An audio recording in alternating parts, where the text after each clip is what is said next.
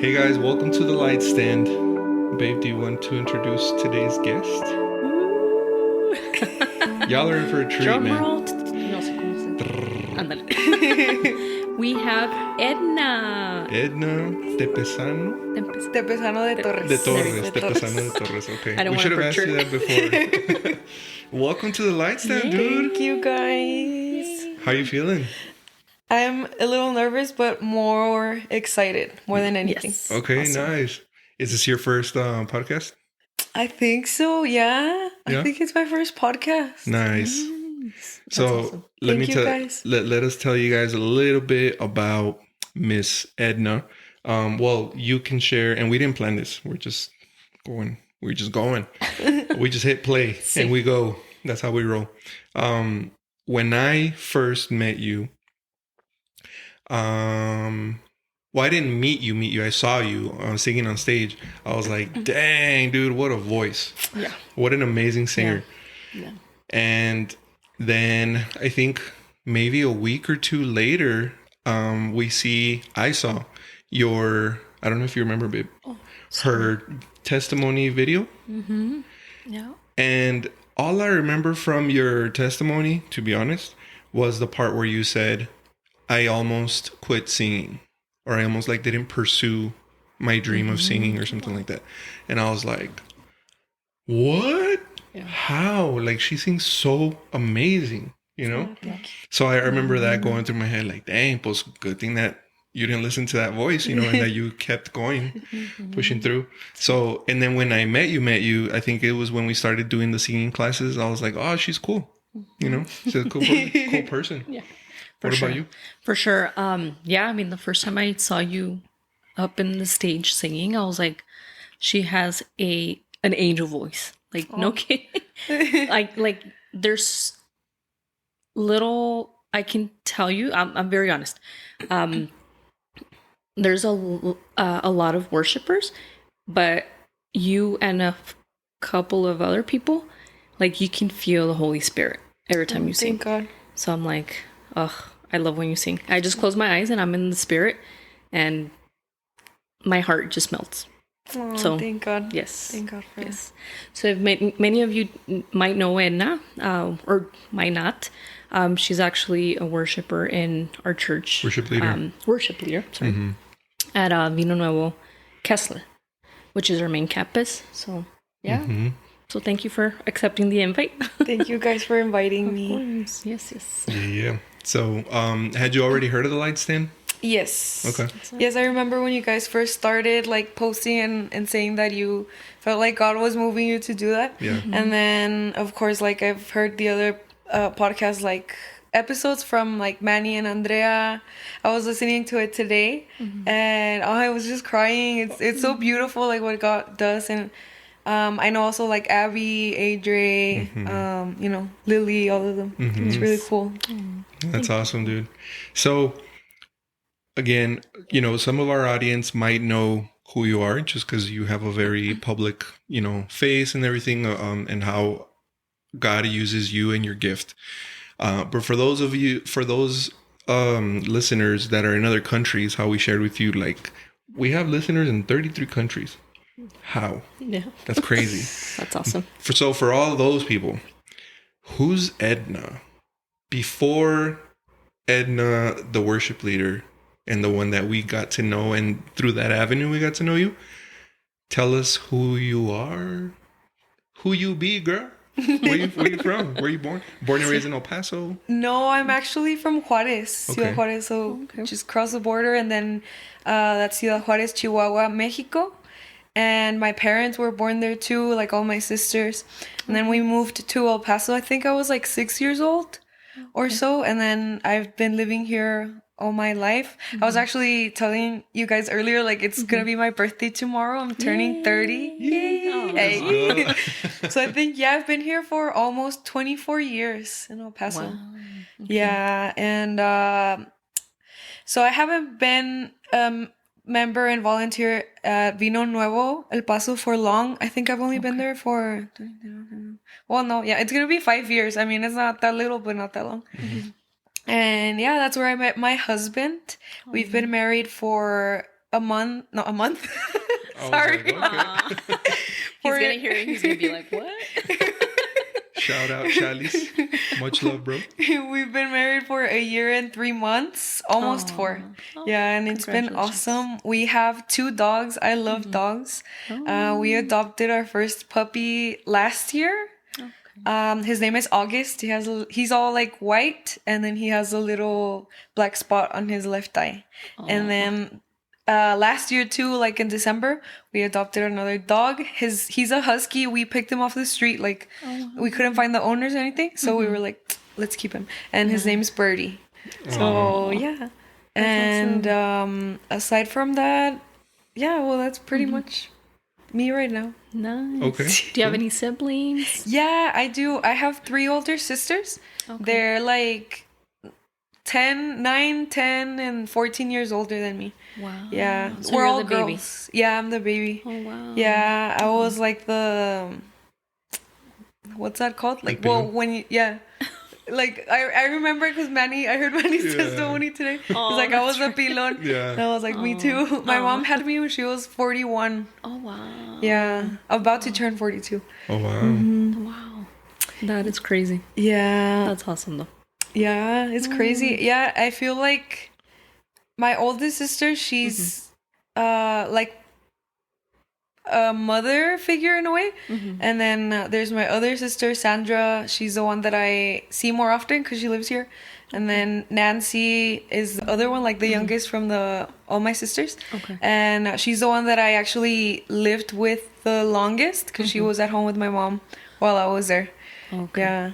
That's awesome. Yeah. Cool. So you have one sister that lives here in El Paso? Yeah, well, 2. But Okay. it's just the other one, she lives a little bit closer to me. And then okay. the oldest one, she lives in Juarez. Oh, okay. That's cool. Nice. That's awesome. So what brought you guys over to El Paso? Do you remember? It was, I'm pretty sure it was just my dad's job because he used to work, actually, there was like this business, I think it was where Vino Nuevo is or close by. It was actually called Kessler or something like that. And he used to work there. And since we lived in Juarez, like every day that he worked, he would have to wake up like at 4 a.m. or 3 something a.m. and then go to the bridge. Back then, they didn't have as many lanes or the express lane. So he would like have to stay in line for like 2 hours or so. Wow. Yeah. And it was tiring. He was like working there for a while. Wow. And then I think they were just like waiting for I don't know what it's called, residencia. It's not the visa. It's like The residence? yeah. Oh, well, yeah. Residence, Yeah, yeah. for us to receive that, like the resident card. Okay. And then as soon as we did, they started looking for a home, and then we moved Oh, that's good. to El Paso. Wow.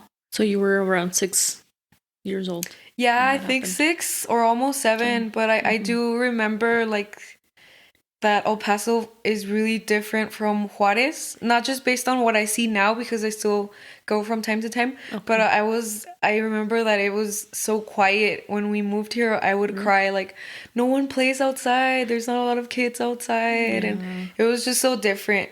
For sure. Yeah, but now I like it. That's good. Good. Yeah, it's very different. I know Art, he grew up in Juarez too. Oh, really? Yeah. So, And his it's family. the same, dude. Like, I'm trying not to interrupt you. I'm like, me too. You're like, Yeah, raising my hand. Yeah, also born here, but raised in Juarez. 0 to 7, literally. Oh. And then at 7, yeah, we moved. And same like you, your dad, or my dad. He was a mail carrier. And he was, yeah, crossing the bridge every day or whatever. And finally found a house here and we moved here. And like you, Spanish was my first language. And now I'm so pocho, it's embarrassing, dude.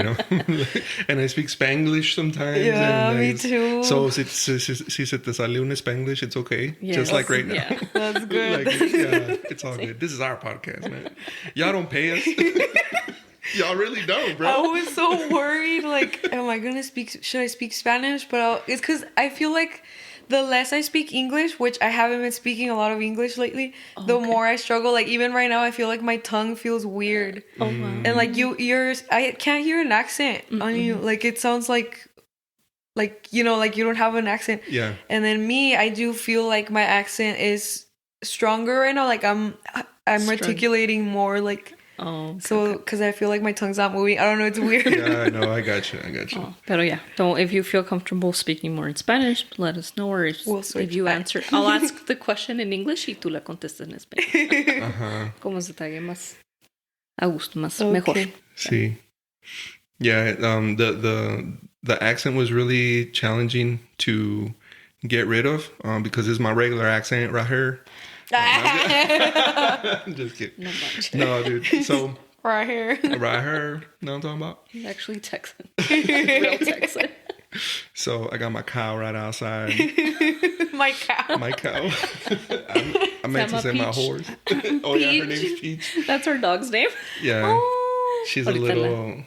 Yeah, you'll get to meet her later. Wait, I think I met her. Oh, she's little, ¿no? Yes. Sí, pues ya está un poquito más larga, pero she's a teenager right now. Oh, technically. Yeah. Sí. August too. That girl tripping. Le digo que se baje de la cama y como que she growls at me. And I'm like, excuse me? And she looks at me and then she growls. And then she walks away. I'm like, oh no, you didn't. The sass. Yeah, she's sassy. She swears up and down she's the most aggressive thing on the planet. Because she likes playing tug of war. Oh, yeah. She has like the little rope thingy and like a tire, a tiny little tire, and like she'll like she won't let go. And she's strong, like you can pick her up and she'll like lock on like a little pit bull. Yeah, sí. She's super strong. But she's also the sweetest thing on the planet. Oh, with you and Angelo. Se derrite con ellos dos. Sí. Y luego así estamos viendo tele, and then like she'll lay down next to me, and then she'll put her paw on my arm. Así. Oh, sí. And then Natalie is like, hey, he's mine. So, anyways. Like, so, where'd you go to school? Where did I go to school? Like university, high school. Yeah. Like take us through your life, girl. Well, high school I went to Bel Air High School. Oh, okay. Yeah, Highlanders. And then after that I went to EPCC for like 2 years, and then I went to UTEP.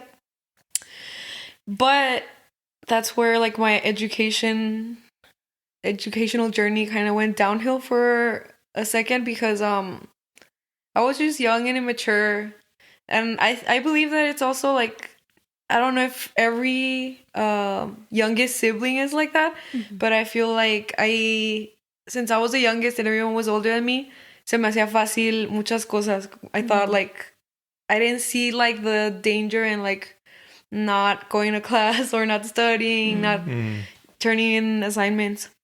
So I think I had already transferred from EPCC to UTEP, and like after a year or so, I started doing really bad in my classes to the point where my GPA was like bad, and I got suspended from UTEP for like 2 years. Actually, that's like back then that's what you had to wait, 2 years. Yeah. Wow. And when the 2 years were up, I was so scared to go back to school.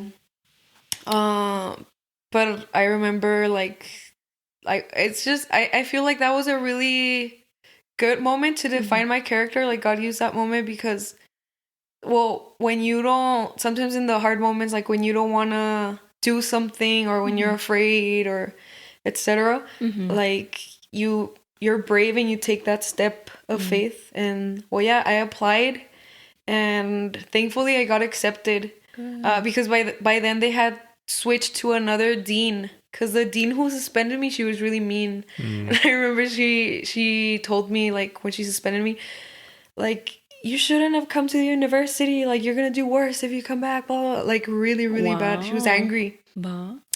Sí, pero lo bueno que la cambiaron porque cuando regresé, yeah, I had like a nicer dean, and she let me come back. And I had to retake everything that was not transferred from EPCC. Yeah, and I thank God, like I graduated in 2021, December 2021. Oh, nice. Yeah. So not too long ago. Yeah, not too long ago. That's awesome. Yeah. What's your degree in? It's cellular and molecular biochemistry. That's right. See. Dang, Edna. No, but I didn't even end up like working. That's so hard. I think it's very limited here in El Paso. Yeah. Like the jobs in those specific Yeah.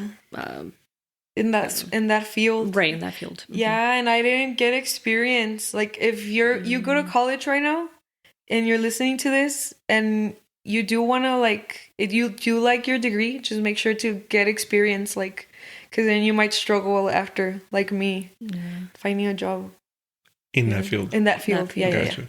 Dude, but that's a very specific field. Like I'm a nerd. I am a not self-proclaimed, but I admit that I'm a nerd. Whatever that word is. So it sounds like you're like a science nerd too, dude. Like to like in a good way, right? To want to study that specific field. Like that's not a field that you grow up and you're like, when I grow up, I want to study, biomolecular. What was it? Cellular and molecular biochemistry. Cellular molecular biochemistry. Right. So how did you even come to want to study that? Well, my dream was to study music, and it still is. Like if I could live off of music, I'm not even talking about fame itself or like billions and billions of dollars. As long as I could live off of music comfortably and make like a little extra to help my mom and my dad or things like that. That would be my dream. So anyway, I wanted to study music, but my parents were like, well, I get that concern, as parents, like, no, like, I don't think you're going to find a job like that. It's better to study, like, something else, like be a doctor or an engineer. Because for my parents, and I get why, like, those are beautiful careers. But in NC, any job, I feel like tiene sus, como que sus pros y sus cons, Yeah. But anyway, my parents would always tell me, like, oh, like, doctors, engineers. So I was like, oh, well, I'll be a doctor. Because I do think science is interesting. I did enjoy my classes, especially chemistry, like general chemistry and all of those. So my goal was to go to med school.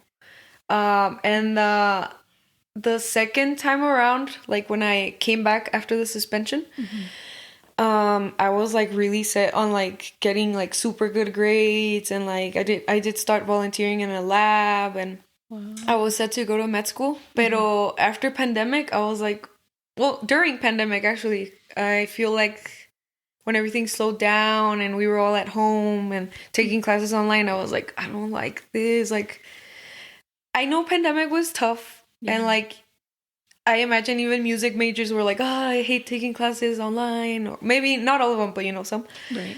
But I feel like at the end of the day, they were probably like, I like my degree, so it's okay, but not me. Like I didn't like it, but I was so far already that I was like, I'm just gonna finish it. That's good. Yeah. Okay. And then after that, thankfully, it did open doors to for me to work at a nonprofit. It's for like mental health services. Yeah, for adults and like parents. Actually, we would give a lot of parenting classes. Obviously, I can't give therapy or like really like group therapy-ish classes, but I was like part of like coordinating events and like there's also like therapists there to help children and teenagers. That's awesome. Yeah, so that sparked my interest in psychology and therapy. So right now I don't work there anymore, but right now I am applying to grad school to see if I could get admitted into a ¿cómo se llama? Clinical mental health counseling program. That is awesome. And I actually do like that. Wow. Yeah. Repeat that one more time. Clinical mental health? Clinical mental health counselor. Did I say counselor? Oh, no, I didn't say counselor. No. Sorry. That's all. Yeah. It's okay. That is awesome. And I think mental health and like a counselor, it's a whole nother level. Like I feel that you have to be very passionate about that. And like you have to want, or como que tienes que querer ayudar a las personas. Sí. Porque si no, pues, why are you doing it? Like, yeah, it's very deep. You're going to listen to people's problems and not take it yourself. Like, don't take it personal or don't take it with you. I think that's where you have to kind of learn how to leave it at the door. Right. Yeah. Right. So that's awesome. That's good. How did that? I'm very curious. If you can't tell through our episodes, I'm very curious, and we ask a lot of questions. Yeah. What got you? What piqued your interest in the mental health? Because that's like a pretty drastic shift. Well, first of all, your dream is music, and if you could live off of music, you would, right? So then, what I heard is your parents, even though you expressed your dream to your parents, they kind of pushed you more like the safe route of, hey, like, let's, consider another type of profession or whatnot. And then that's what kind of got you into the cellular molecular biology, Biochemistry. Astronomy. Oh my God. science stuff. Biochemistry. And then from that, during the lockdown, you, as you were doing the online classes, you were saying, well, you know what, it's not really my thing anymore, but I'm already here, so I might as well finish. And then from there, what sparked your interest to mental health? So initially, I applied to that job because I just needed a job. Okay. Like, I was on Indeed, like, I'm just applying anywhere, like, and then I saw that job posting and I was like, nonprofit, well, like, I'll help people in one way or another. And, growing up in church, we're taught, which is a really good thing, to serve others, through different ways. So I was like, oh, okay, I'll apply. And I didn't think they were going to call me, but they did. So that was like the first step. Once I started working there, like, kind of like organizing the events, like seeing the therapists give the group classes, or the coaches give like the mental health 101 trainings. So that started sparking it. But what started sparking my interest even more is when I started dating my husband, Chalice. So for those of you that don't know him, his name is Isaac. Well, Rosalio Torres, but he goes by Isaac because people sometimes don't know how to pronounce Rosalio, or they forget. Oh, wow. But yeah, I learned something new today. Yeah, and that's why we call him Chalice. Okay. But he also, what we were talking earlier, Nat and I, that my husband likes AI and technology. He's also into like finance and all of that, but also he loves like psychology. He didn't study that. He studied something else. But he loves like going into YouTube or reading things about that. So when we started dating, of course, we were getting to know each other's interests. And like, he started telling me things that I was like, what? I didn't know that. Or like, I had heard some things, at work, but he would give me like other information. And I was like, that's interesting. Or like, also seeing it started to click even more because I saw that he was different than me. Like, in his reactions and in the way that he expressed his emotions, how he processed them. Like, he was more grounded than me. And yeah, I feel like that's kind of what got me started into this whole journey. Wow. Yeah. That's awesome. And a lot of people might not know. And grounded, what do you mean by grounded? Yeah, so I guess for me, what I meant by that is that, just kind of to give you context, I grew up in a household that was more reactive because of my dad. So I was never taught how to process emotions, how to identify them, and how to express myself. Not that I was yelling or always raging like, I hate everything. That was not my case, but I do feel like some reactions were not okay. They were not balanced. I was not, processing everything or expressing it properly, because it's not bad to feel angry, to feel sad, to feel all these emotions. God created us as these complex and amazing and interesting beings. So we have all these things going on. but it becomes a problem when we don't know, how to channel those emotions, how to express them and all of that.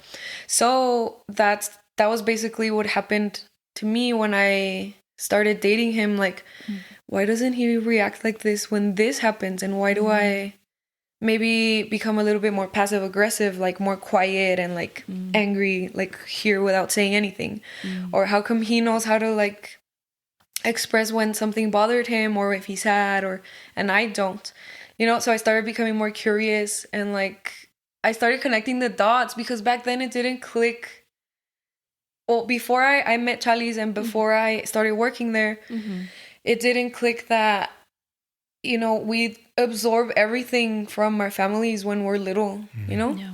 So then I started seeing like, oh, I do this, and I see that my dad does this too.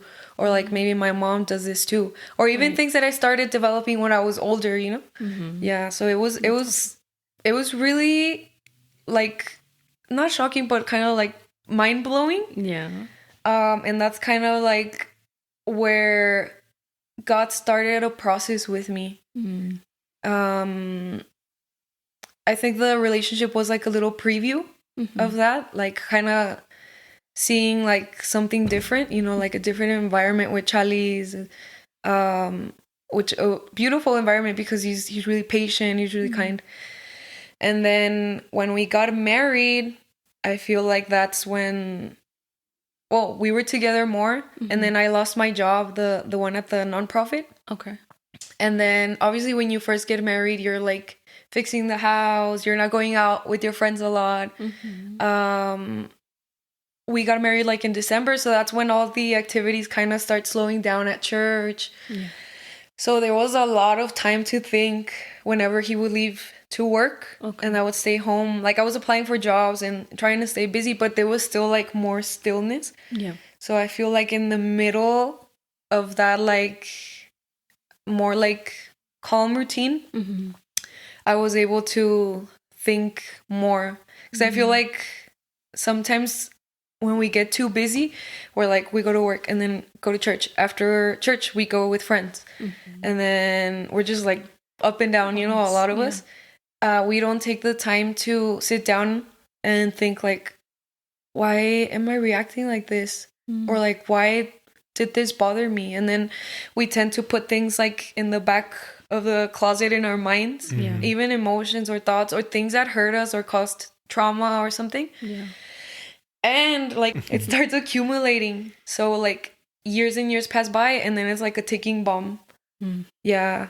And sorry, I'm like throwing everything out of you guys. No, that's awesome. Oh, okay. Thank you. Yeah.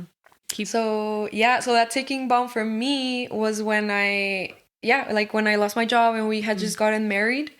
And I don't know why, like I started remembering things that had happened to me, or things that I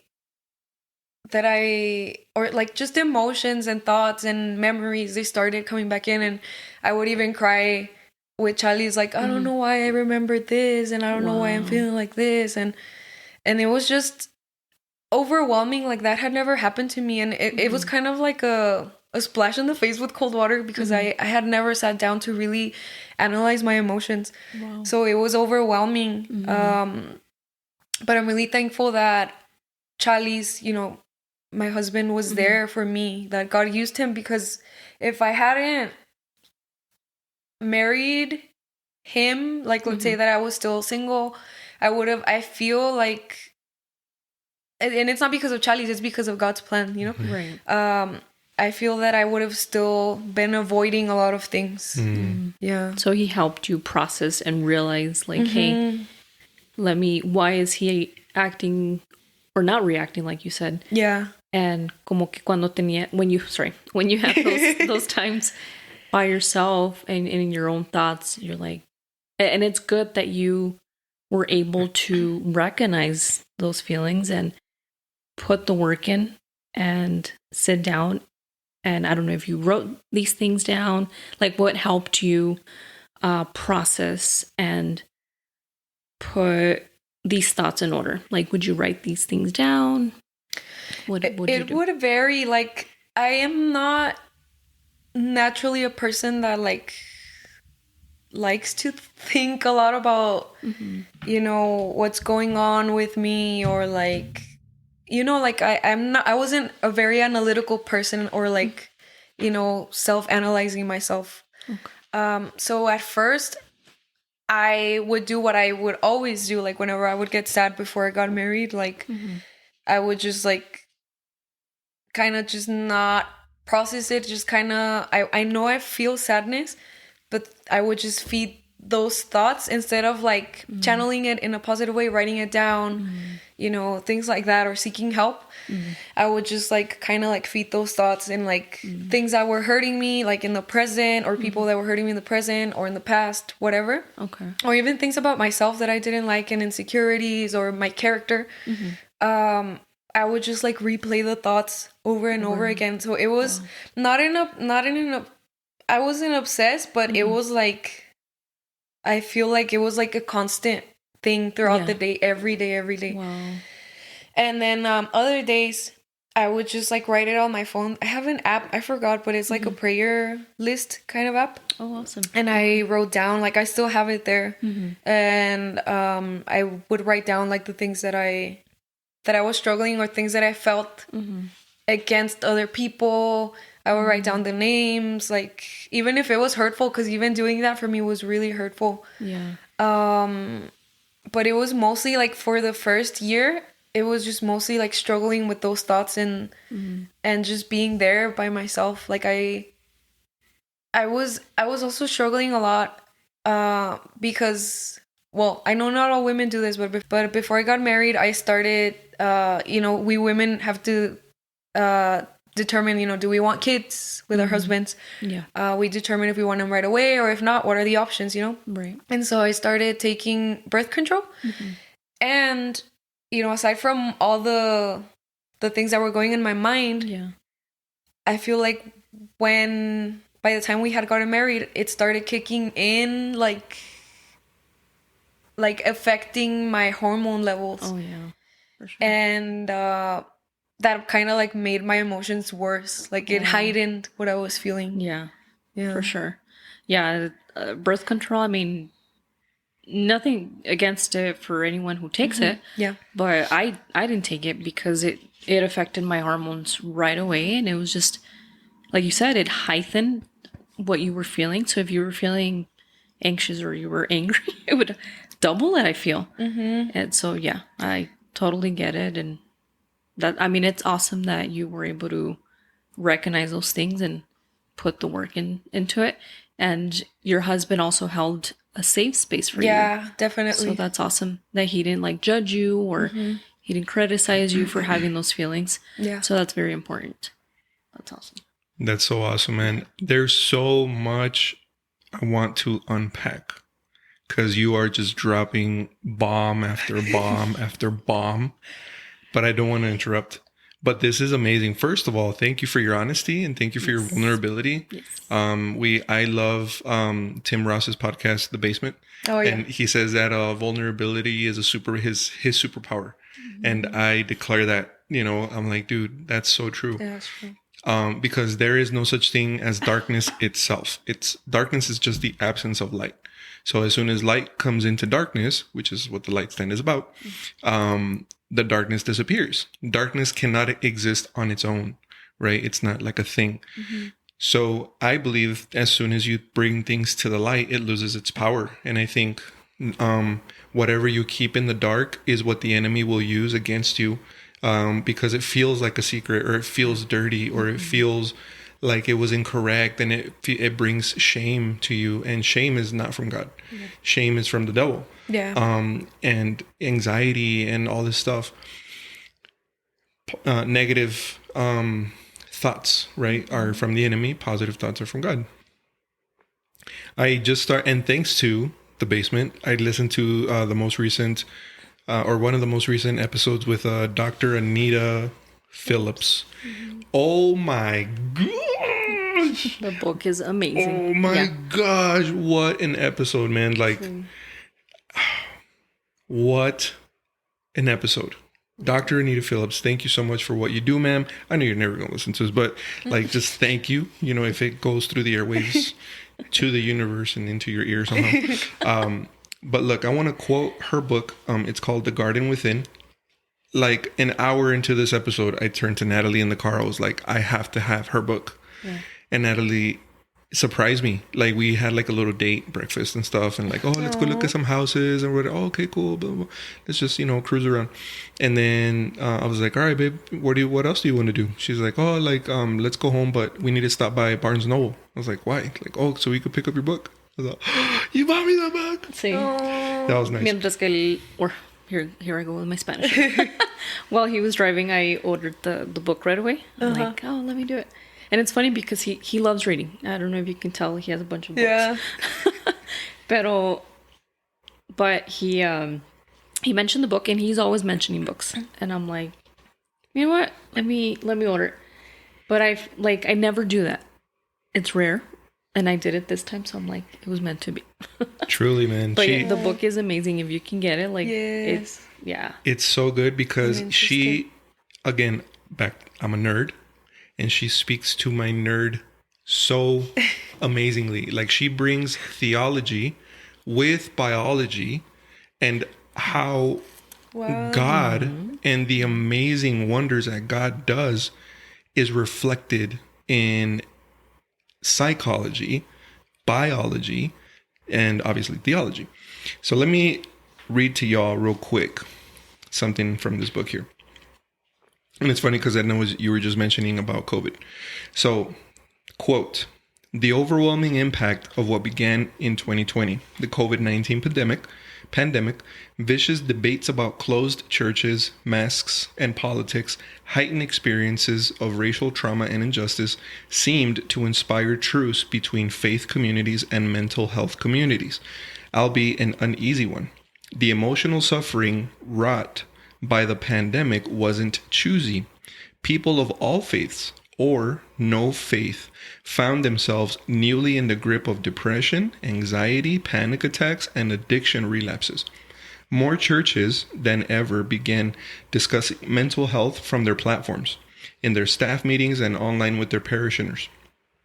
It was encouraging, but I call the truce uneasy because it was born out of necessity rather than a resolution. She's talking about mental health in church. A lot of questions that bolstered and sustained that divide persist. And for many practicing Christians, my mother's question remains, how can I understand it in my Bible? My mother's question was so powerful because it wasn't an either or question. It was an everything question. It was a big picture question. My parents taught me to look for God everywhere and in all things. They encouraged my work and my research to help prevent the type of pain our family endured, with only one caveat: never choose an answer that limits God. Over the years, I carried my mother's question with me. The shape of the question changed, but the essence remained the same. It began as, how do we understand mental illness through the Bible? But it evolved into, how do we understand wellness? Is well-being simply the absence of pain? If it's more, then where should all these healing journeys lead? And how will we know when we get there? And this is the point that I wanted to get to all. This whole thing is highlighted. It says, Jesus, his emotions, and his powerful life. Okay, quote, Jesus stood in front of Lazarus' tomb and wept.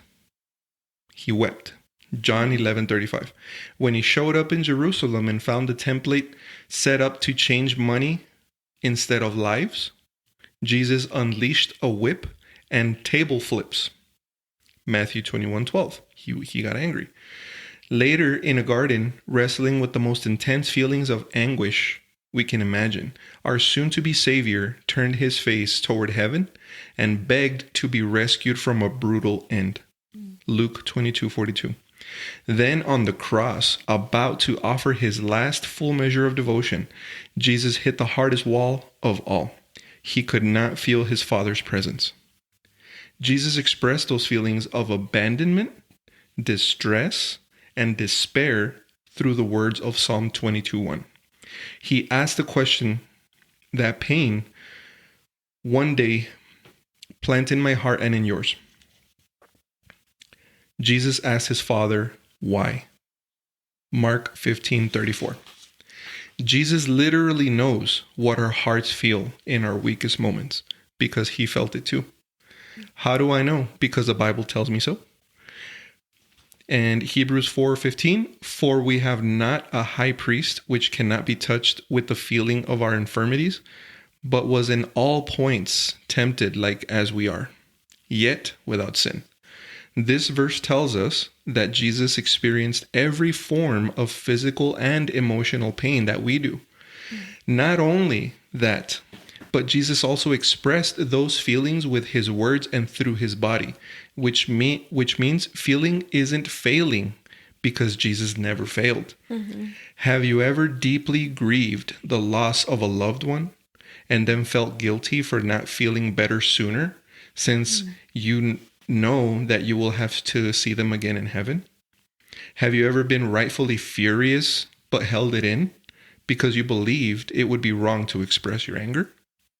Have you ever felt like a faith failure because fear tied your stomach into knots? Have you ever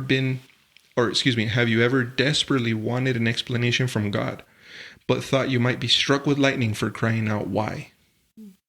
If having expressed those feelings wasn't a sin for Jesus, then it's not a sin for you.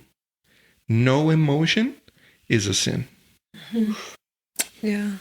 That's That was awesome. really cool. That was really good. That's true. Bro, Yeah. Just like you were saying right now, your emotions. emotions There's nothing wrong. are not That's sin. what God created for us to have. I bring this up because That's of everything crazy. that you were talking about, dude. Like, Yeah. I had no plans of reading this and quoting this. But just what you were saying just ties in with that, especially because you're a worship leader.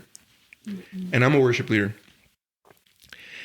And I feel like sometimes we have this like unspoken expectation that we have to be okay all the time. Yeah. And there's this pressure of like, well, you're gonna be you're gonna sing on Sunday, like you just have to sing on Sunday, and you have to be okay, and you can't be sad. You're a worship leader, like you're on stage and you're singing and you're smiling, and you're just serving the Lord, and like you have no reason to be sad, and stuff like that. Yeah. When the complete opposite is true. Yes, we're worship leaders, but we're also human, bro. Yeah. And we feel, Yeah. like I'm not going to turn this in about me, but I can tell you like the last month, about the last 30 days were brutal for me emotionally. I hit an emotional rock bottom, honestly. And people at church were like, hey man, are you okay? Like, they were asking me like, hey dude, you're different. Like, what's going on? And I was like, dang, I can't hide it. I'm a very expressive person by nature. I'm a crybaby by nature. Yeah, me too. But It's okay. like people, people were just asking all the time, like, "Are you okay? Like, what's Yeah, what's they up, could bro?" tell. And I'm like, "Yeah, I'm fine," But it's because you can't. There's certain people you could be honest with, and there's certain people that you can't. Yeah. There's certain people that don't have the emotional IQ to handle what you're going through. There's people that, unfortunately, and their hearts are in the right place. Yeah. But if I were to share what I was going through, their first response would be like, oh, you just need to pray more. Oh, you just need to read your Bible more. Nomás acércate a Dios. Tienes que estar fuerte, mi Turi. Tienes que, tú eres el pilar de tu familia y tienes que levantarte. And it's like, bro, like, that's not what I'm, like, let me be sad, man. Like, let me process.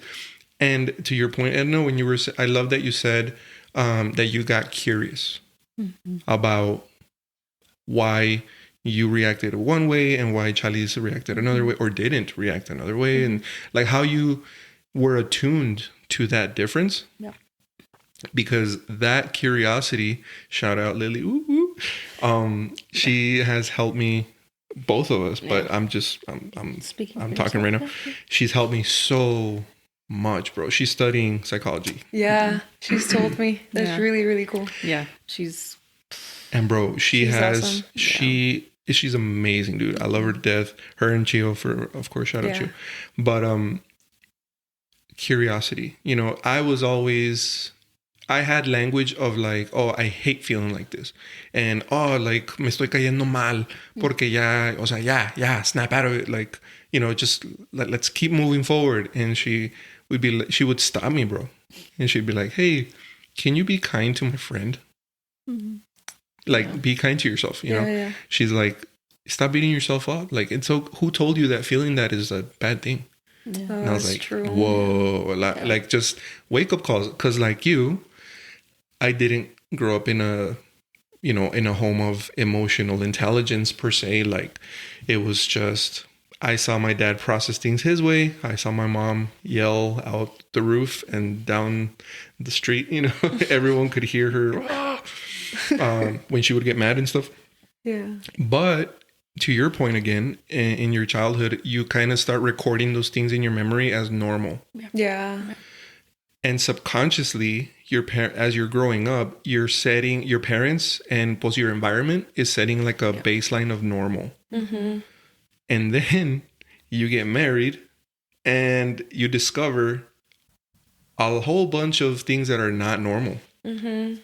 And it takes a very a mature person to recognize that and to accept that and to be like, okay, clearly the way I grew up wasn't quote unquote the best. But in order to make my relationship work, I have to change. I have to grow. You know, I don't want to say change, but definitely grow. Like, you have to learn a lot of things. You have to unlearn a lot of things. Right. So, were you going to pull up what I think you're going to... Okay, cool. Right now that you said unlearn, I know on your Instagram, one of your posts, you had written some words and I actually took a screenshot. I have it here too. Oh, nice. I was like, just in case. And you're drawing. So that's awesome. That's what triggered us to like, hey, like, she's talking about mental health. It would be a good idea to bring her on to the podcast. So all the words that you said, like, and just real quick, yes. I know it's vulnerable, yes, but so you can share as much or as little as you want. Okay. Yeah. So like you said, it's and I'm quoting you from your post. There's obviously so many things I still have to learn and unlearn. I'm nowhere near being perfect. All I know is God has an extraordinary ability of bringing out the good out of every situation. So can you like break it down, like what you had written, those words? Are these emotions that you were going through at the moment, are going through? Can you? Is it like an exercise that you were going through at work, or? This was actually, I like agendas. I have like a love-hate relationship with agendas because I start using them, but then I get too like stressed out because I want to plan everything too much. But this agenda was really cool because like for the beginning of the year, like before January, the little like tab, it has like like reflective pages on like what you need to work on financially, or like dreams you want to accomplish or work on. I don't know, a lot of things like that. Awesome. Sorry. And then one of the little squares that for us to write in, for me to write in, I'm sorry, is that one. It says who I was at the start of 2023. So I wrote things like low self-esteem, which I have struggled. I'm doing a lot better, so much better. But since I was little, like, I think it just stems from, obviously I don't have like a lot of psychological knowledge, but I do know that it, like, when I was little, I was bullied, or just growing up in the relationships that I was, like romantic relationships, they were not good for me and they caused a lot of insecurities, a lot of things like that. So it led me to like a low self-esteem and then caring a lot about what people thought of me. I also felt lonely. Obviously not when I was with my husband. Like it's when you're with your spouse, I feel, well, at least in my case, even though it was our first year, I did really enjoy being with my husband. Again, because he's really patient. So it was really nice being with him. But I still felt like loneliness because I don't know, I just felt like I was misunderstood by other people. Like, I don't know, I just felt a lot of things. Doesn't mean that everyone thought of, like that about me, like misunderstood me, but in that moment, you know, when you just feel so sad and angry and stuff at the world, you think that everything's against you. Right. And I also wrote, like, I was depressed. Yeah, I genuinely felt depressed also because of the birth control. Like, I feel like I couldn't snap out of it because throughout my childhood and teenage years, early 20s, like, I did struggle with, like, gloominess. Like, I was, like, a gloomy girl sometimes. Like, I would put, like, my sad playlist and, like, cry whenever I had, like, a bad day. And I would just go by myself to my room because also, like, at home, I didn't feel like I had anyone that I could trust fully. Maybe when things would get out of hand, I would go to, like, my mom, you know, or my dad. But, like, mostly I was, like, by myself and close the door. But yeah, let me move on to the next one. I was also, like, easily offended, unforgiving, not content with my life. Even though I had, like, a lot of beautiful blessings, there were still a lot of areas where I had, like, a lot of complaints. Like, you know, one of them being, like, I lost my job, like, I don't have this, I don't have that, like, I'm almost 30 and I haven't accomplished so many things that I wanted to. And then I also felt like the weight of my family's expectation. I wrote angry, self-conscious. And then the second square, like, after that one, it says the beginning, I don't know, sorry, it says who I became at the end of 2023. So I wrote down, like, you know, slowly letting go of grudges. Because I do feel like I'm still working in that, God is still working in that area of my life, like, really, really forgiving people. And I also wrote, like, accepting and loving my hair, face, and body more. Because, like, earlier, like I mentioned, I had a really low self-esteem too, like how I look. So I used to hate my curly hair. I used to hate it because growing up, I would receive comments from people close to me, like, ew, your hair, and, like, and I feel like, you know, in the early 2000s, or yeah, like, in my generation, early 2000s, like, growing up, I feel like straight hair was, like, more pretty, or, you know, and so, like, poofiness or frizziness was, like, looked down upon. So, and I never really had someone to, like, guide me. Not that my parents wouldn't tell me, like, oh, we love you, you're okay, like that, but I don't know, I didn't have that, like, someone, like, internally as a kid, you know, guiding me, instructing me, like, you know, teaching me that what people say is not the truth, you know, those mean comments. Right. I also wrote, not everyone will like me, and that's okay.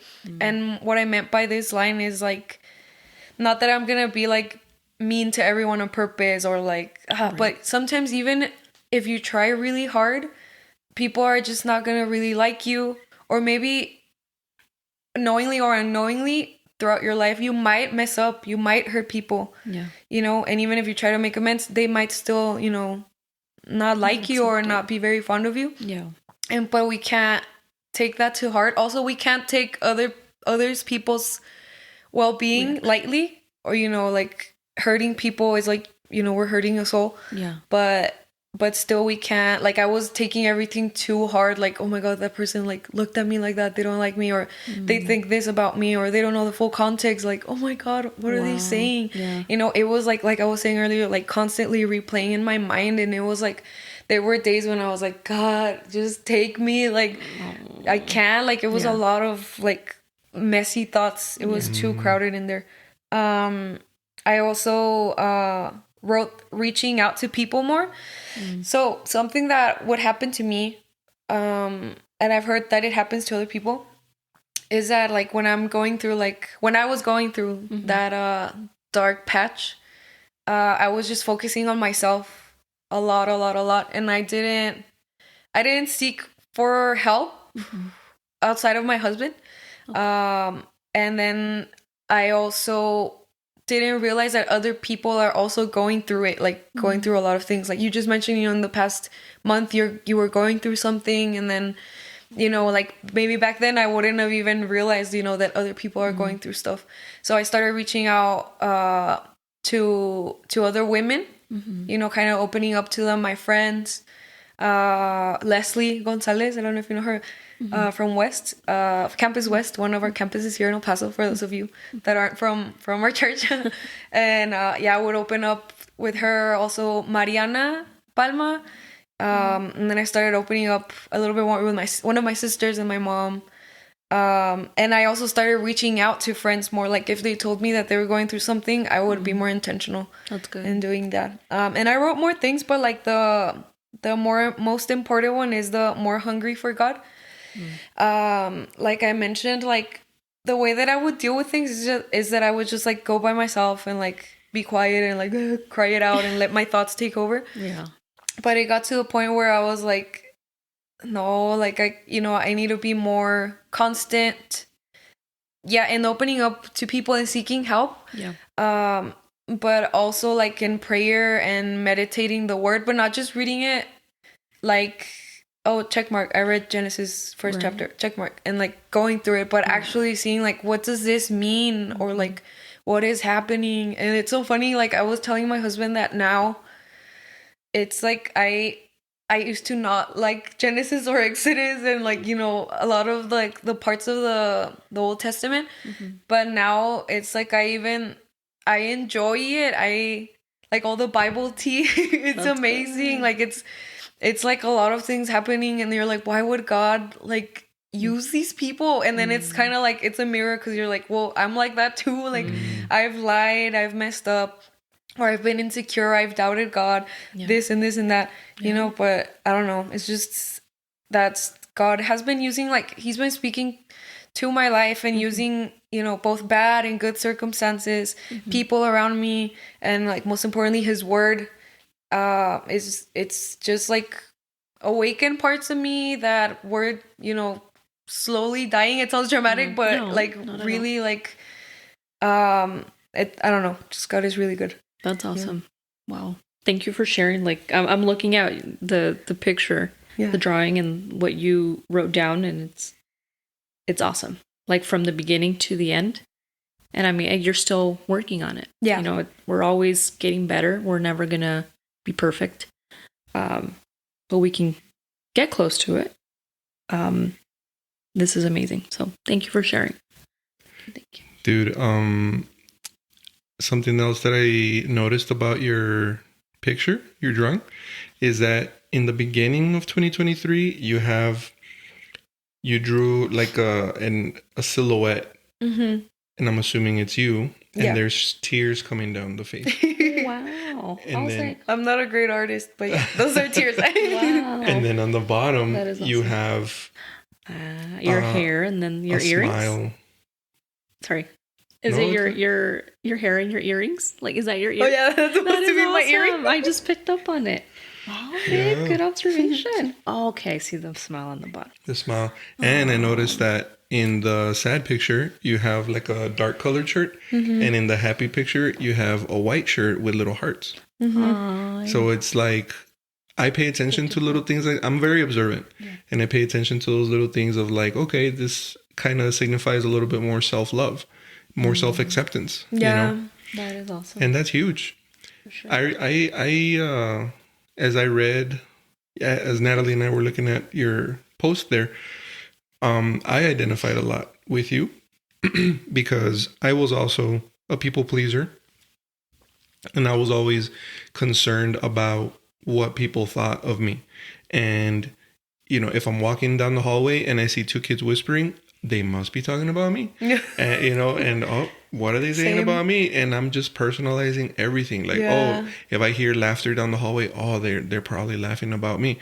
And I read, there's this trauma book. It's called The Body Keeps Score. We don't recommend it to just like that because it's very triggering. And if people have like severe trauma, it could like flip a switch and really trigger somebody. Anyhow, through that book, I learned that when we, and there's a page that Natalie and I follow on Instagram called The Holistic Psychologist. Oh yeah, I've heard of it. Yeah. She posts amazing things. So through both of those sources, when we are people pleasers, and we are analyzing someone's face right away to like gauge what kind of emotion they're in, that means that we grew up in a household where it was very unpredictable. Yeah. It was an unpredictable household. So when you walked in the door as a little girl, or me as a little boy, you never knew what you were going to come home to. There was no stability. It was like, how's my mom going to be today? How's my dad going to be today? Like, am I going to come home to like, hola, mija, you know, ¿cómo te fue? Or like, you know, like, Yeah. or You scared me. I was like, oh. you never know. There's just no stability. There was no predictability, you know, which that in itself is a trauma. And so what that does to us is now we are hyper vigilant on people's expressiveness. Yeah. And like, you know, and then you're always asking the person, what's wrong? What's wrong? What's wrong? You know, is everything okay? Are you okay? And you're like, dude, I'm okay. Like, oh, it's because you're a little quiet today, or like you're just not saying a lot, or you just hyper like, you know. Like, I want everything to be okay. Yeah. Yeah. And that in itself is a trauma. So, dude, I've personally, like we were telling when we were talking off record in the kitchen, all this mental health trip, you know, that we've been on recently, like I'm going to start therapy for reals, because like I need that help. And yes, we are mind, body, and spirit, right? Yes, God can heal. Yes, God can do his thing, but I need to do my thing first. So I see it kind of like Moses, like God was going to split the sea. Yeah, but he wanted Moses to get in the water first. You know, like Moses could have sat there on dry land and been like, well, hurry up, split the Red Sea. And God's like, well, take the step of faith. You know, and they're at a standstill of like, you open the Red Sea, well, you take the step, and I'm not gonna go till you go, type of thing. So it's like I gotta do my part, right? Yeah.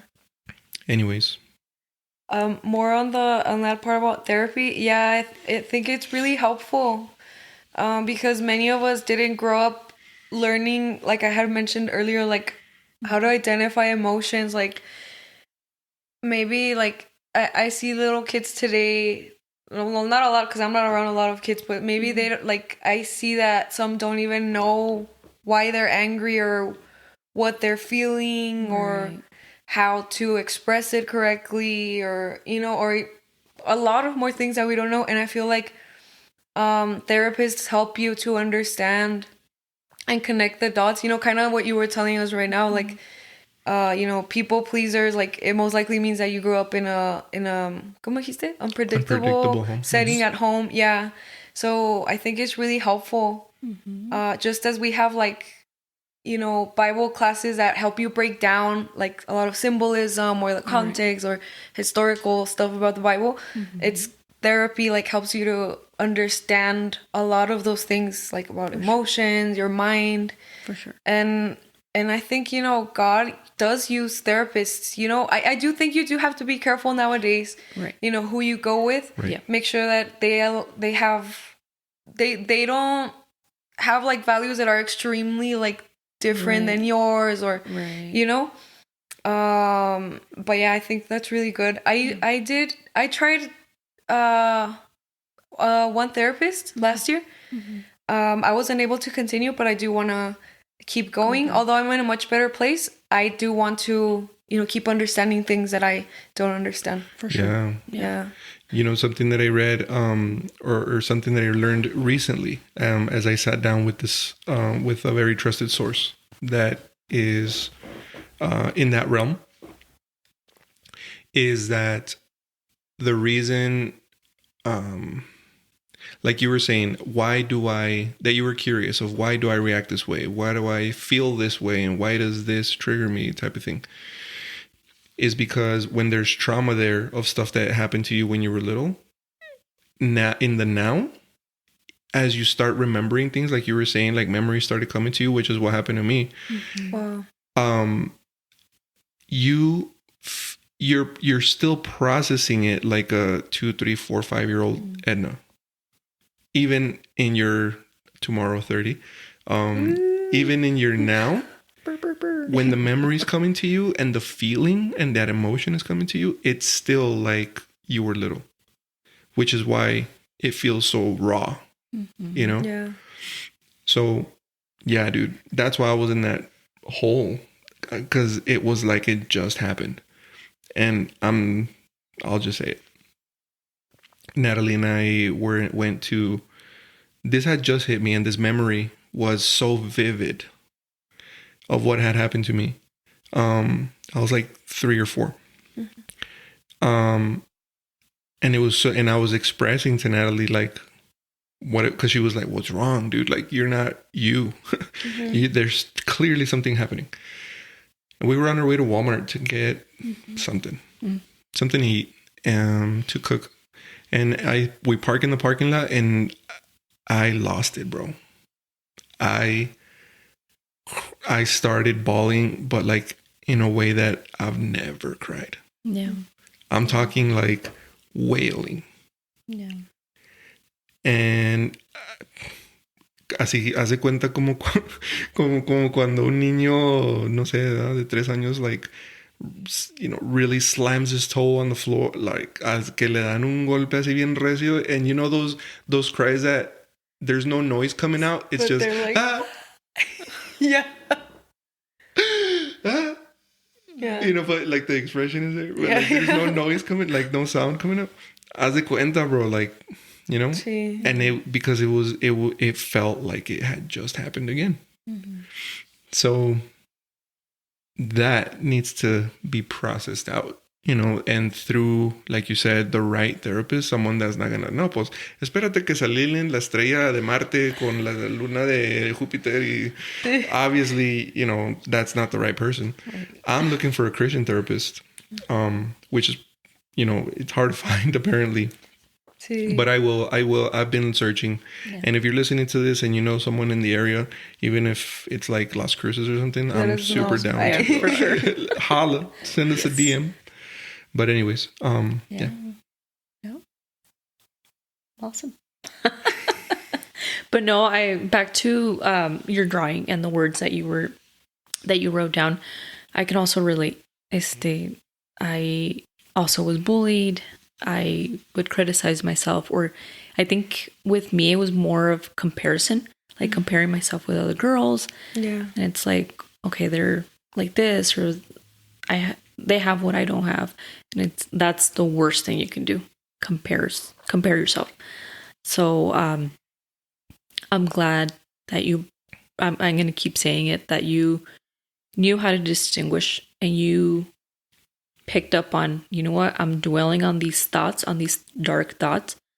I need to not dwell on it, or feel it, write it down. Like, why am I feeling this way? So that's very important. That's something that recently, I'm 38. So now you're way younger. So I'm glad that, and you're, you know, freshly married. So I'm glad that you realized the difference, and you're doing that now for your relationship and for yourself. Most importantly, yeah, because you want to be a better person for yourself and for your husband. And you know, if you know God blesses you with kids or not, it's up to you guys. You'll be that better person. So that's amazing.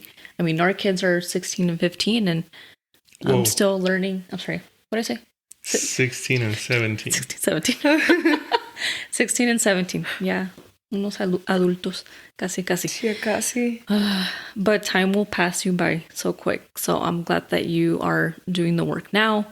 And I mean, it's never too late. Yeah. Never too late. As long as you realize, like, man, what am I doing? I need to become a better person, and I need to not dwell on these thoughts. I mean, there's, like you said, we have these emotions for a reason. There's nothing wrong with it, but don't get stuck on those thoughts. Yeah. So that's very important, not to get stuck on those thoughts. So. Yeah. Yeah. Because like I was in like a, ¿cómo se llama? Not a training, but it was like a one-time Zoom, like a webinar. And the guy was a therapist. And he was talking about emotions. Like, emotions are like indicators that something's not wrong.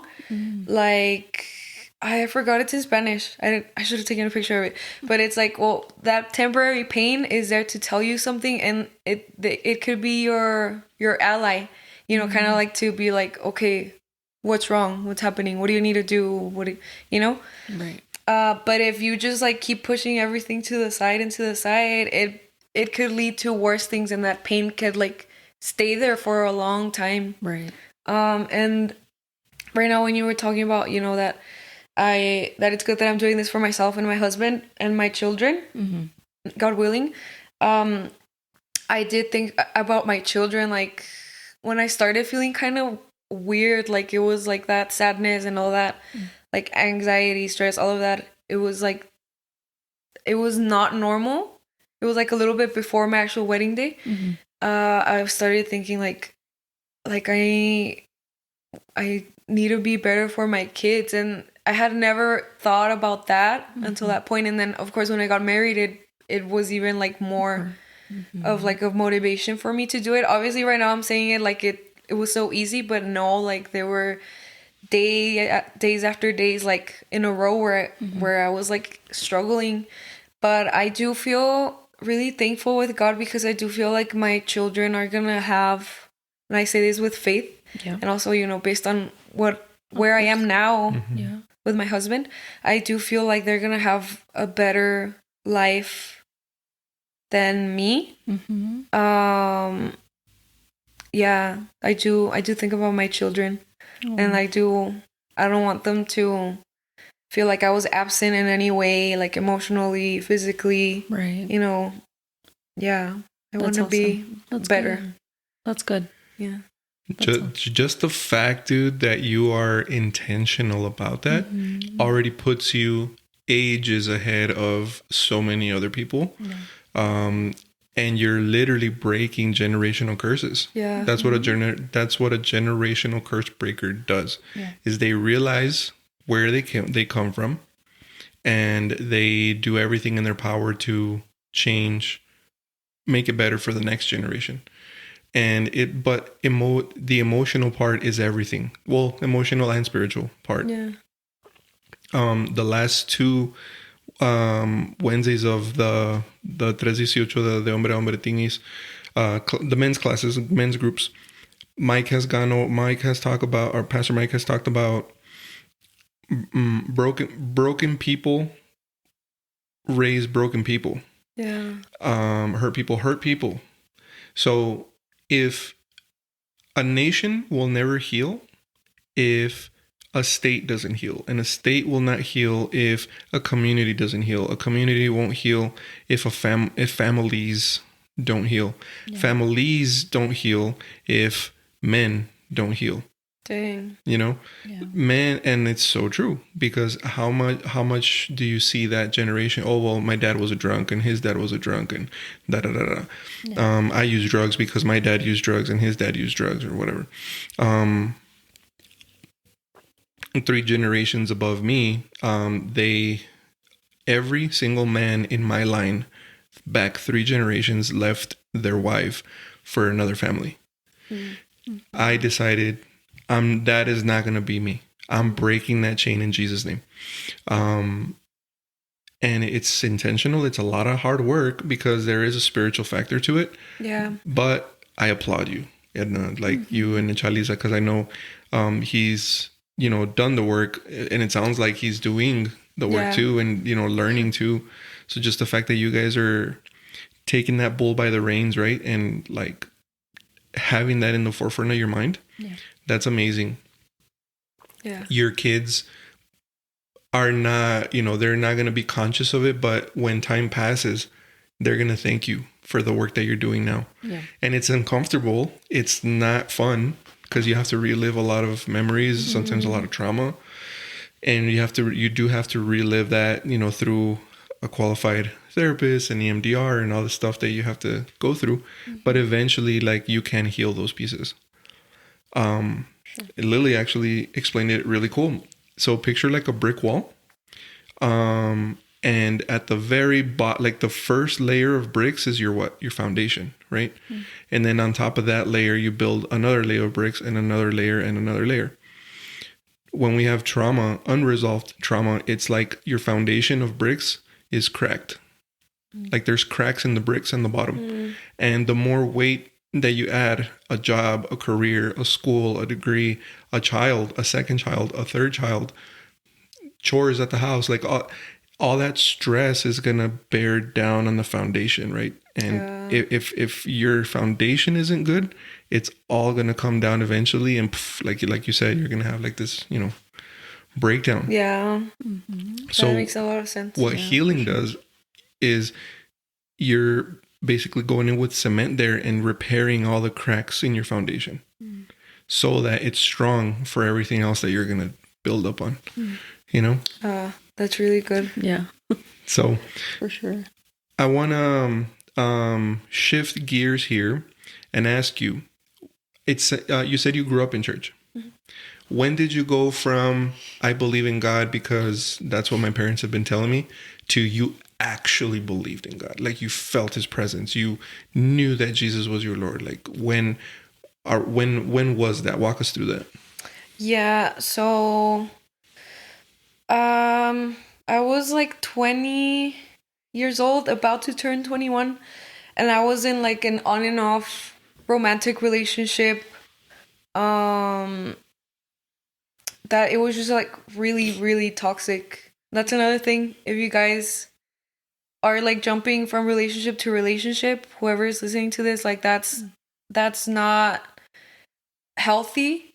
At least from my experience. Maybe if you're in the same shoes, like maybe you're repeating patterns. Like, for example, just quick side note, in that relationship, it's kind of like there were a lot of things that reminded me of my dad, and my dad's not horrible, okay, because I feel like I'm just saying like the hard things, but he has a lot of awesome things, but also he has his struggles, Right. And I was repeating things in that relationship. Obviously we weren't married, but like whatever can be repeated in like a boyfriend and girlfriend relationship was, happening, like, but yeah, I was in that relationship, and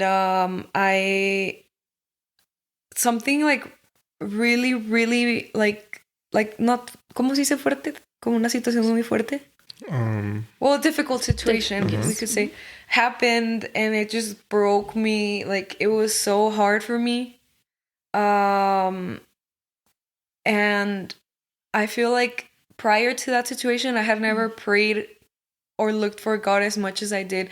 And it was funny because I couldn't even... Before that, there were a lot of moments in my life, especially because I grew up in an apostolic church. Like, so it's really like charismatic, like really like, I think that's why I'm a crier, because like, with worship music, or I don't know. So I would feel that in church, or when I would pray at home and stuff, but it was different that time because I was more diligent and constant about it. But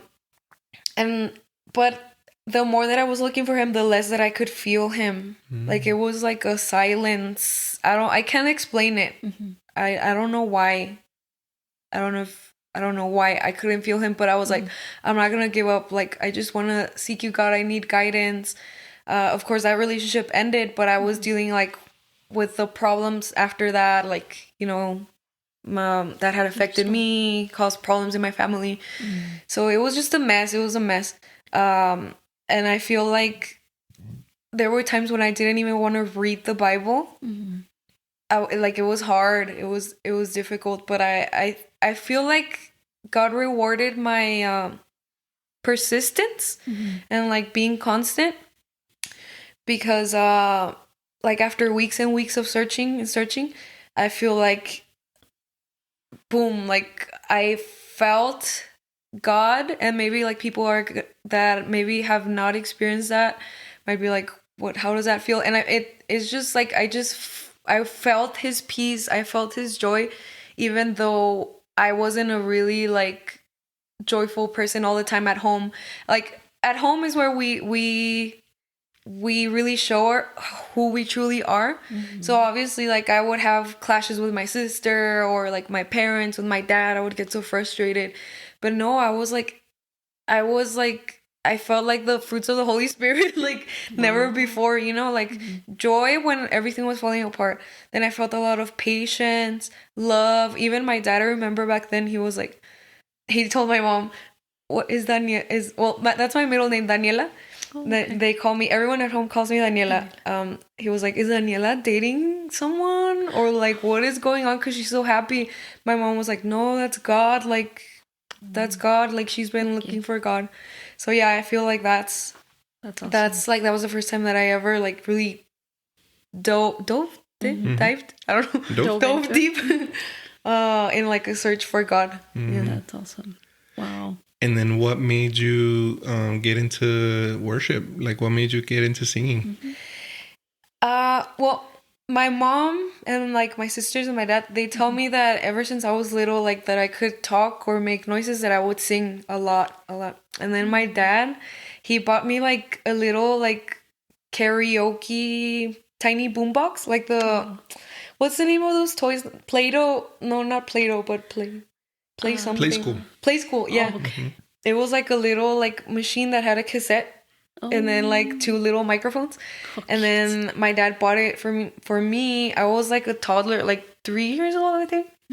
And he said that I would always sing. And then my dad wasn't home all day, but I was home all day with my sisters and my mom. So they would get so annoyed because I was always singing. And then it had like, the microphones had like a speaker. So it was loud. And they would like intentionally take out the batteries so that I wouldn't sing anymore. But then when my dad would come back home, he would get new batteries or let's go buy some more. And then he would put them. So when I was 3 years old, we started going to the Apostolic Church. And I remember my mom... no, not my mom, sorry. I remember that they had like a little talent show contest thing for the kids. And so my mom, I guess she signed me up, or I don't know how I ended up there. And then I won. And then from there, they started like putting me in the kids choir and in the Apostolic Church. Well, like in any church. But I just remember in the Apostolic Church, like the musicians were also really dedicated, and they like gospel and like the coritos, also like the modern ones, but you know, like a little bit of everything. Yeah. So and then since they were small churches, they would like get a lot of people to serve, you know. So like, and if you sing, even if you don't have experience, like come on, like we need help. So I was like 14, and yeah, like when I officially joined the church worship team. And yeah, then I kept going. So you were 14. Yeah. That's awesome. Wow. Pero desde los 3 años you've been singing. Pues dicen que desde antes, pero los 3 fue cuando fue. Oh, yeah, that is awesome. Wow. Sí. So God knew what you were gonna do. Yeah. Like God put that gift in you. Sí, it's God. That's awesome. That's awesome. So, did you take classes with anybody? Like, how did you learn to hone your craft? So my mom signed me up. There was this school in Juarez, and I went there for like 4 months. I was like 16, but honestly, I didn't understand how the voice, like, not that I know everything. I actually need to learn more. I want to learn more. But I didn't understand like what people meant by like head voice or like chest or like they would tell me like it's holding with the stomach or, you know, things like that. It was like a lot of things that now I'm like, why would they teach me that? Or like, why didn't they just show me a diagram? Because whenever you show me like a diagram of the body or like, I guess I think more of like science. Right. Sciencey, I'm like, show me like the data or like You're the a things. visual learner. Yeah, and like, how does this like chemical in the body work? I don't know, you know? But like, I didn't really... Like, it was just kind of like going to church, like another like church practice. Okay. I didn't really learn. And then after that, I signed up for like a vocal class, like a choir class in UTEP. But that's when I was doing really bad in school. So I only went like twice, like separate occasions, and I dropped the class. But I could have learned and I didn't. What helped me out is just the people that I would hang out with. So even though the Apostolic... a lot of them are like smaller churches. There are a lot of musicians that get together for like special events. So they're usually the ones that have more experience or things like that. So in those like events and practices, they started inviting me. And that's where I met my friend John Vince. I don't know if you guys remember him. Shout out to John and his wife, Bere. But this was before I met Bere, because also I've learned a lot from Bere. So it was my friend John, my friend Judith, Violeta, just a bunch of people that I would like constantly play with. So I kind of like started picking up on things. I still didn't understand like the whole like diaphragm and like the soft palate thing. But that helped me. And then like later on when I got to Vino in 2019, that's like, well, to those people that go to Vino, I don't know if you've noticed, but they give like really like, wow, like powerful songs to girls, like sopranos or altos, like really like, well, you know, worship songs nowadays are really like, I don't know what the word is, like I don't know, they strong, like powerful. Intense, powerful songs. So that's where I kind of had to learn how to like not strain my voice, because I would put a lot of tension. I would finish like like all tired.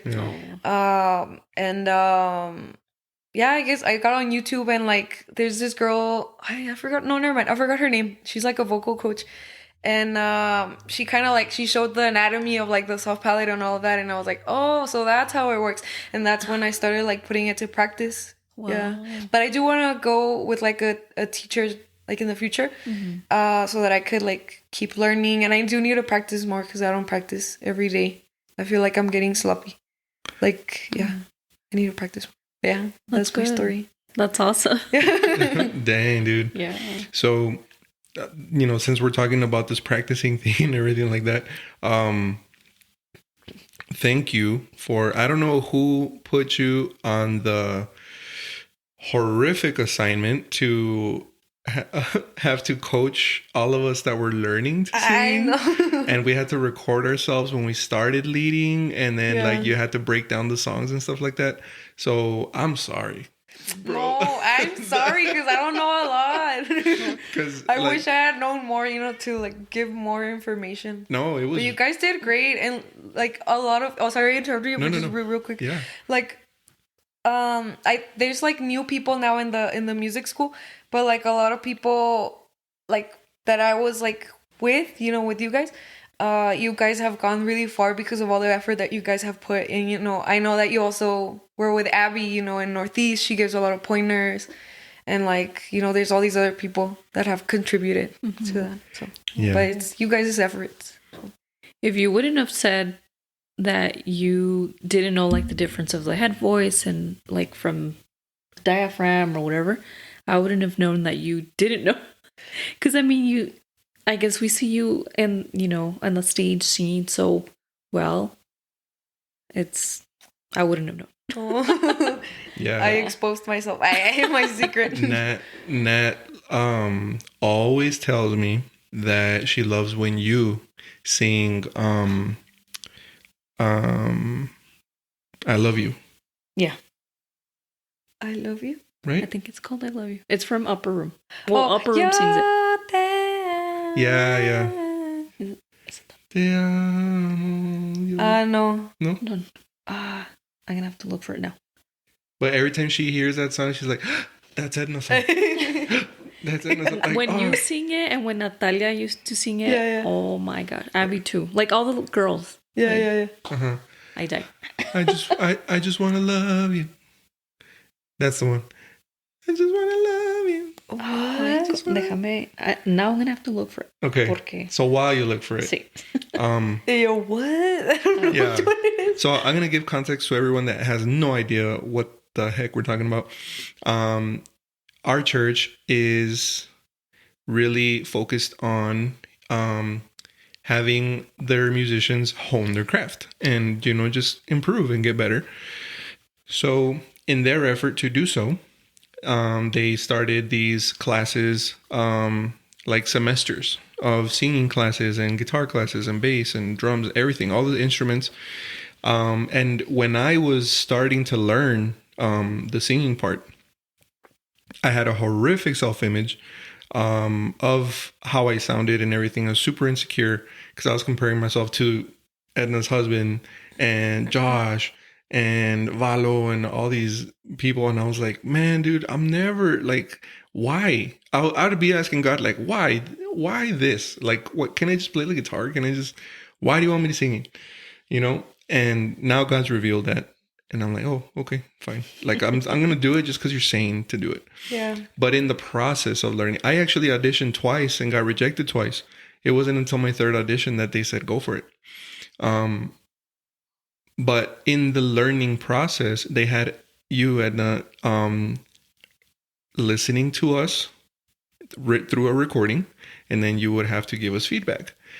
And I'm sure Edna's ears were bleeding. Like when, like, here's another song, and I'd be listening to it, and I'm like, oh, I can't send this to her, bro. Like, this is so embarrassing.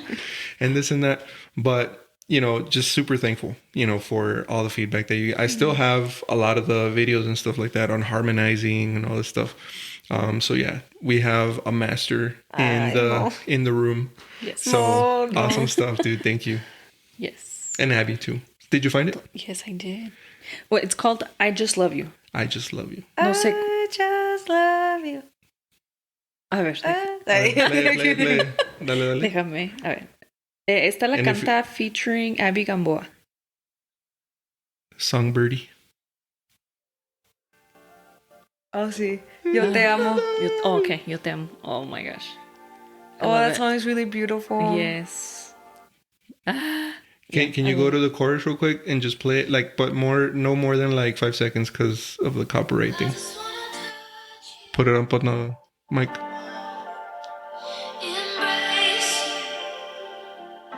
This is from Upper Room. But put the chorus though. Oh. A ver. Just I like don't know what the chorus is.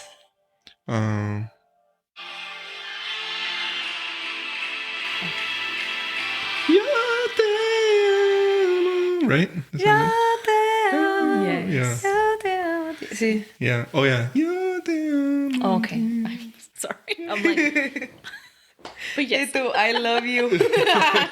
That's like, doesn't sound like that, but anyways. Yes. So I have a question for you. Oh yeah. Sorry.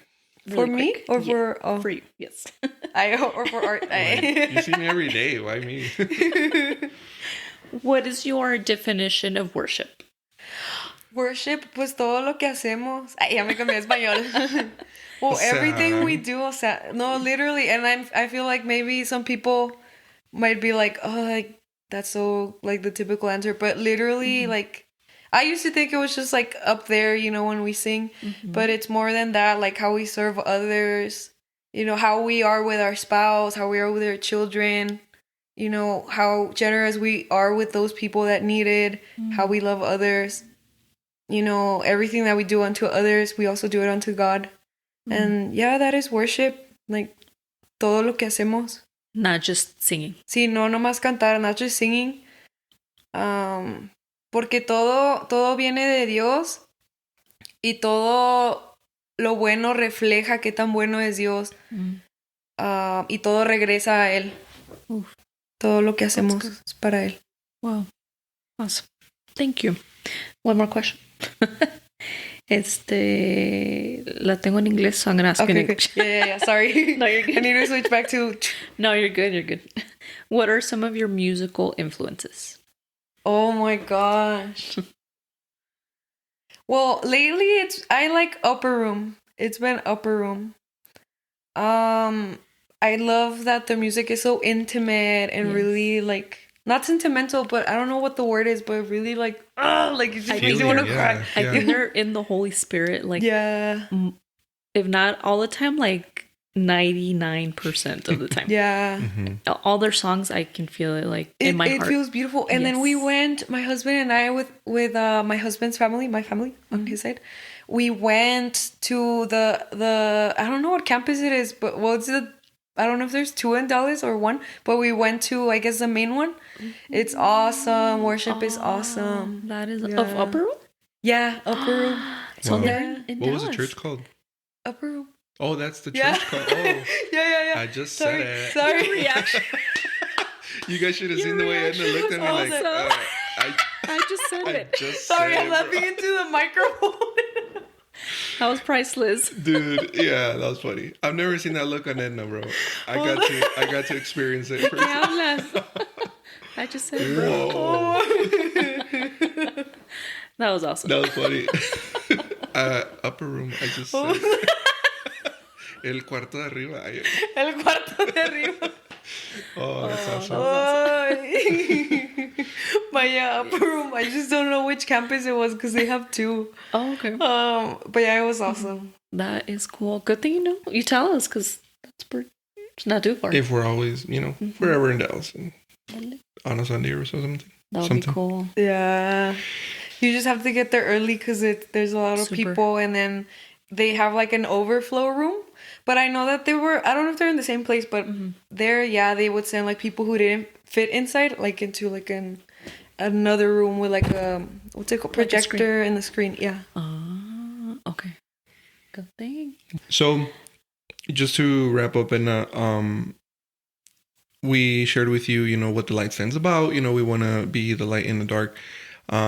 Before we ask you some fun surprise question. Surprise question. Is there anything else that you want to share with our audience? Yeah, something that God has been teaching me lately, and like through His Word and also through other people, is that to, like the Bible says, to focus. I don't know how it says it in English. To focus on what's good. How does it go in English? Like that. To focus on everything that is good, that is perfect, and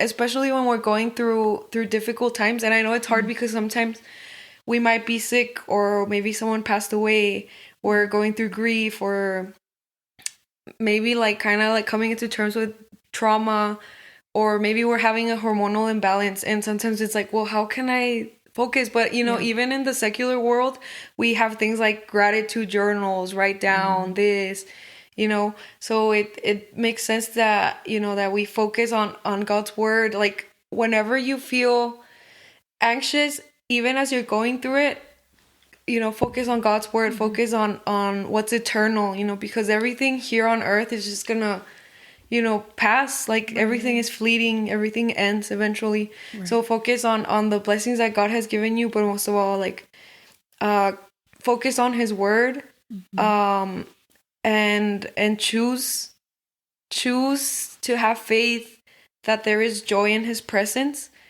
And how do you say aferrarte? Like, hold on to that.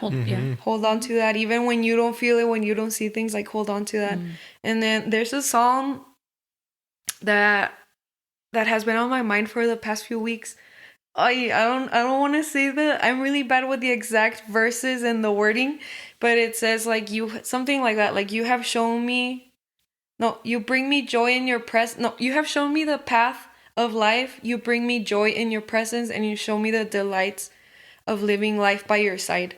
So whenever I'm feeling like last week, I had like a really weird day with my hormones, which I also need to get checked out because I don't know if it's like also thyroid problems or something. But I was like thinking about that verse and like reading, the Word. And when I say that I'm reading the Word, I'm not saying it to be like I read the Word, but kind of just to say like, hey, like, a reminder for all of us, Right. But yeah, so just let's all focus on what's good and what's eternal, on God, on the Holy Spirit, Christ. That's good. Yeah, awesome. I love it. Love it. Thank you. You have to start your day with God. Yeah. If God is the creator and He is, your Father in heaven, like, why wouldn't you want to spend time with Him through His Word, right? Yeah. So now, girl, you say what you say. Love it. Yeah. So, are you ready for the random fun questions? Okay, I'll go first. Okay. And you have to answer like fairly quickly, okay? Like first knee-jerk 1 second. answer, yeah. Yes. 30 Half a second. milliseconds. Dang. All right. Backstreet Boys or NSYNC? Backstreet Boys. Yeah. Me too. No, really, I do like my I had a secret crush on the older looking one, Kevin. Is he the one with the beard? Because one of my sisters used to have a crush on him, and the other one, el güerito. Oh, Nick. Nick. My sister was like, See, no, Kevin. I forgot his last name. Because there's two Barbones. AJ is el, like the tattooed. Ay, no me acuerdo. No. And then there's Kevin, que he had, he looked a little older. Yeah. Like, I think my older sister liked him. See? Yeah. Good choice. The tea. I'm spilling Good their choice. tea. Okay. If you can travel anywhere in the world for dinner, where would you want to go? Lately, I've been feeling like Italy. Ooh. I don't know the city, but Italy. Okay. You're a pasta. Yeah, lately, yeah. I haven't been eating a lot por lo mismo de las... Como me he sentido physically. Pero sí pienso en la pasta. Yes, my weakness. All right. Britney Spears or Christina Aguilera? Britney, Nice. Okay. the queen. Yeah, her songs back then, but pobrecita, like what she went through. Oof. Yeah. Favorite movie? Wait, you have to narrow it down. What genre? Oh my gosh. Rom-com. Rom-com. Favorite rom-com. Oh my god, I don't know. That's hard. Or Okay, top 3. Oh my god. Okay, so disclaimer, I'm not a big movie person, okay. but with Charlie's, I've become more of a movie person because he loves movies. I'm more of like K-dramas and things like that. Oh, okay. But like, well, movies, one of the movies that I've liked is The Eternal Sunshine of the Spotless Mind. Nice. That Jim one's Carrey. good. Yeah. And then, ¿cómo se llama? Everything Everywhere All at Once. I cried with that movie. Which one is that? Is Everything Everywhere All at Once? No le puedo decir. Okay. It's like about the multiverse. Oh wow. Oh. Oh, snap. It's a K movie? I see. Es como. ¿Cómo? Oh, Did you say dang. That K? sounded so, like, racist. Is that a K movie? A Korean movie? Oh, no. Because I see Korean actors. Oh, okay. Is this on Netflix? Creo que sí. We'll find it. Aunque sabes Let's que go. hay como que dos partes que se was like, nah. Pero Overall. sí, overall sí lloré. Y luego de soundtrack hay unas canciones que me gustan. Que como que están así bien emotional. I don't know. Okay. I love that. And then the last movie, I don't know. But I'll say a K-drama that made me cry a lot, even though it was like slow at the beginning, but it hit me like a truck, like in the end. It's the, ¿cómo se llama? Goblin or The Guardian. I think it has both names. Goblin, Guardian. Okay. Okay. Gonna have to check it out. Oh, so Check it you're out. into K-dramas. Yes. Okay. I like K-dramas. Wow. Cool. There was a Korean show about zombies in a high school. Everybody's Dead or something like that? Something like that. I haven't watched I actually it. like that one. Really cool. It's cool? Yeah. It's on Netflix though? Yeah, it is. I've seen the thumbnail or whatever it's called. Yeah, it's pretty cool. Oh, I mean, since we're on the topic of Asian TV stuff, highly recommend Parasite. Oh yeah, I watched it. Ah, okay. It's so crazy. Yeah. So good. I cried. Yeah. At the end, you're like, no manches. Yeah, it's sad. So, was okay, crazy. you go, babe. Pineapple on pizza? Or you're not a big pizza? I like pizza. I used to love pineapple on pizza, but now I'm like, You're not. meh. Okay. No, I don't hate it, but I'm like, not passionate anymore. Gotcha. Okay.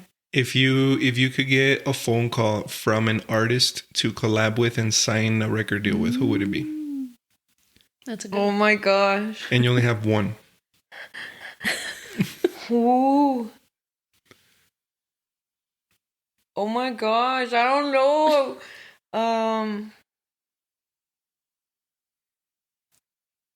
Can I look at my Spotify? Yes. 'Cause I can't. There's a lot of people that I'm like. A ver. You guys are like throwing me difficult questions. Yeah, that's we like to. Oh no! Wait, how could I forget? Well, Jacob Collier. Collier. I don't know how to say his name. He's really creative with his music, like really, and like his harmonies and like everything is like another level. So I would love to do a collab with him and like Oh, You're gonna Nice. have to look. Do you know who he is? Nope. But we will find out. Jake. You said Jacob Collier? Jacob, Collier. We're learning a lot of new stuff too. Yeah. All right. Oh, okay. And Singer-songwriter. the final question. What's your favorite campus? West, Northeast, or Kansas? Oh, nah, just kidding. We'll I edit can't this do one that. out. Aye. El Campus de Cristo. Oh. Ay. That's good. That was That's smart. good. That was good. Oof. No. That's good. Me salvé. Good save. Good save. No, but for Ay, oh. no, just kidding. No. Oh, here's a good one. And then we'll wrap this up because. So you've been married for a year and 3 months? Yeah, about to turn 4. Okay. That's awesome. Knowing what you know and experience what you've experienced, what advice would you give a lady considering marriage? Okay. Oh, I thought you were gonna say something else. That's why I was like just staring at you. Okay. So marriage is actually beautiful. Obviously, it's 2 different people with 2 different like cultures, like subcultures, you know, and each home has their own culture or habits, both good and bad. But if you're willing to, both of you, like the guy and the girl, to meet in the middle, like we were saying, learn and unlearn, forgive, and just like have a lot of fun together, like be intentional about forgiving and having fun. And honestly, like obviously I'm making it super simple. I know it's more than that, but like marriage is awesome. Marriage is beautiful. And meeting in the middle teaches you to let go of pride, orgullo, and yeah, no, I genuinely love being married, and I wish I had met Chalice. He tells me the same thing, like we wish we had met earlier, like years ago, so we could have been together.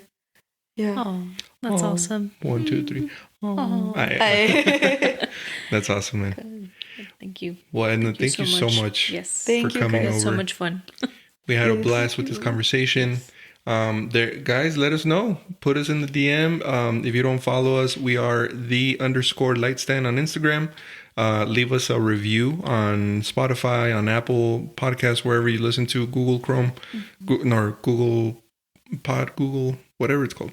Wherever you listen to us, man, leave us a comment, you know, on if you're liking these episodes. Yes. That really helps us.